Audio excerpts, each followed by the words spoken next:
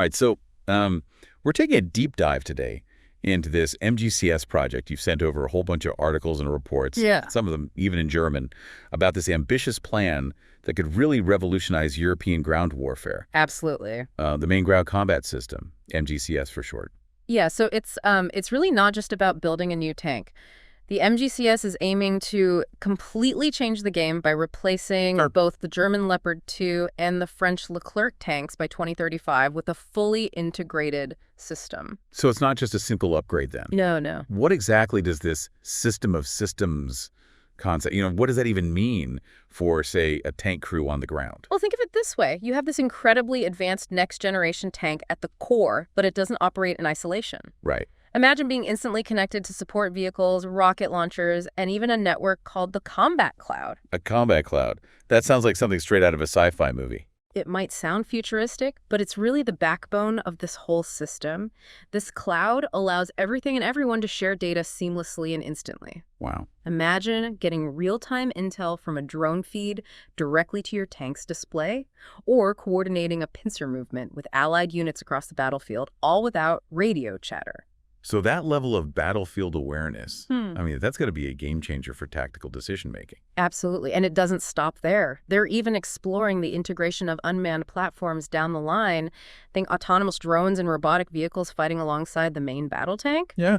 This project is really offering a glimpse into the future of warfare. Wow. That's some next-level stuff. Now a project of this scale, it can't happen overnight. What's the timeline looking like for getting all of this tech up and running? Well, we're looking at a long road ahead. The project officially kicked off in 2017 with the goal of reaching full operational capability by 2040. Oh. Right now, they're in the full system demonstrator phase, or FSDP, which is set to run from 2024 to 2028. This is where they test out all these concepts and technologies in real-world scenarios. And to manage this massive undertaking, I understand they've created a dedicated company just this year. Yes. In January 2025, the MGCS project company GmbH was formed.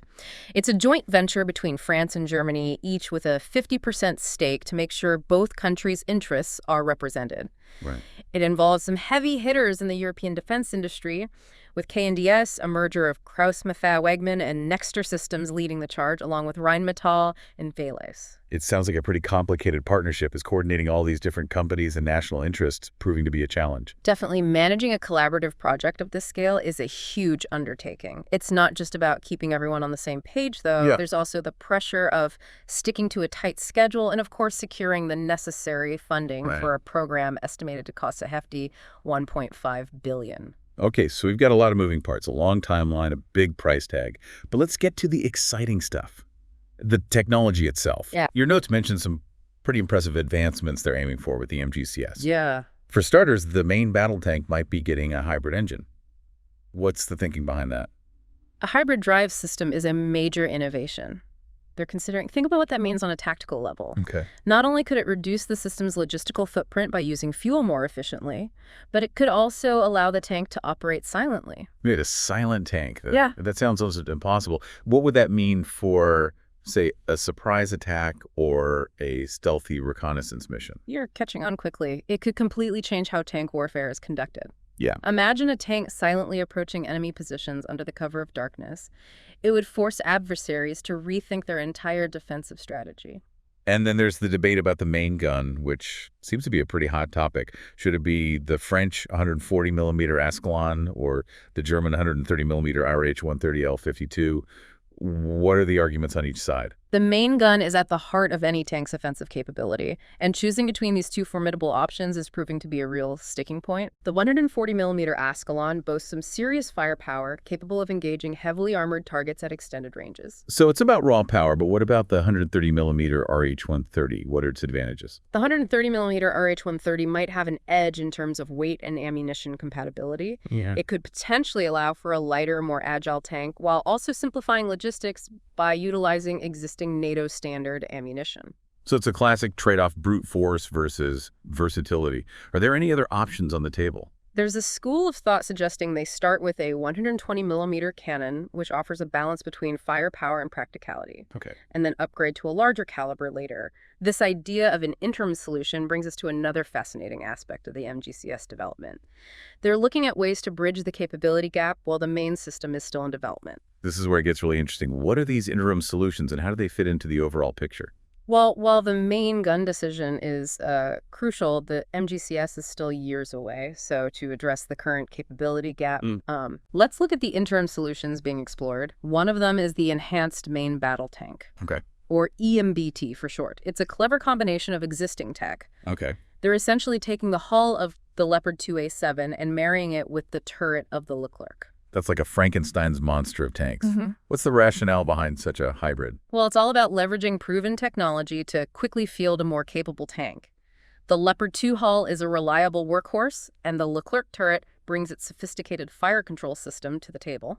Plus, I read that it features a 120-millimeter cannon. Does that mean they're leaning towards a middle ground approach for the main gun? It's possible choosing the 120mm for the EMBT could signal a prioritization of logistics and interoperability Okay. with existing NATO ammunition stocks, while the debate over the 140mm ASCALON and the 130mm RH-130 for the MGCS continues. That makes sense from a practical standpoint, especially given the urgency of bridging the capability gap. But now we have this other contender, the Panther KF-51, which seems to be taking a completely different approach. Yeah, the Panther KF-51, developed by Rheinmetall, represents a bold step into the future of tank warfare. It's a fully digitized concept boasting a 130mm cannon with a claimed 50% increase in effective range. Wow. Compared to current tanks. Okay. Longer range is impressive. But what does fully digitized actually mean for a tank? What sets it apart from, say, a current generation Leopard or Leclerc? Imagine a tank that's not just a weapon, but a node in a vast network. Yeah. The Panther KF-51, with its NATO generic vehicle architecture, is designed to be seamlessly integrated with drones, sensors, and other battlefield units. Right. It's all about real-time information sharing and enhanced situational awareness. So while the EMBT is maximizing existing technology, the Panther KF-51 is all about embracing the future of digital warfare, two very different paths, but both aimed at strengthening European ground forces. Precisely. And these interim solutions could also serve as valuable testing grounds for technologies that might eventually find their way into the MGCS. Think of them as stepping stones to an even more advanced and integrated system. Speaking of integration, we've talked a lot about this Franco-German partnership, but are other countries expressing interest in this potentially game-changing project? Yes, several countries are keeping a close eye on the MGCS development. Italy, Poland, and even the UK have shown interest in potentially joining the project.